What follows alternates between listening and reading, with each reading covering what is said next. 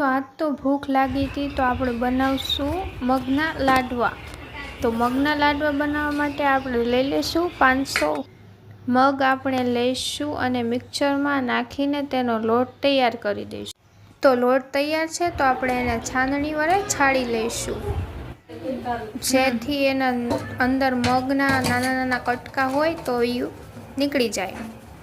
જોવો કઈ રીતના ભાખરી લઈને ભાખરીના ટુકડા કરી નાખશું। એ ભાખરીને આપણે શેકીને બનાવી છે અને ભાખરીના ટુકડા કરીને આપણે મિક્સરમાં નાખી દઈશું અને મિક્સર ચલાવી અને તેનો પાવડર તૈયાર કરી લઈશું।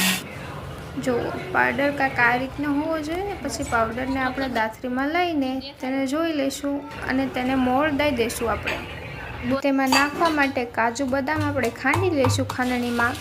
જોવો અને આ પાવડર છે તવીમાં ઘી નાખીને તેમાં ગોળ નાખી દઈશું અને તેને હલાવશું આપણે ચમચાની મદદથી।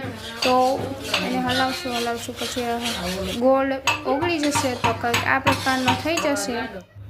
ભાખરીનો લોટ તૈયાર કર્યો તો તેમાં આપણે કાજુ બદામ નાખી દઈશું અને તેને હલાવી દઈશું, મોળ દઈ દઈશું, તેને લાડવા બનાવવાનું તૈયાર કરી દઈશું। અને તો લાડવા બની ગયા। જો મિત્રો, આવી રીતે લાડવા બની ગયા।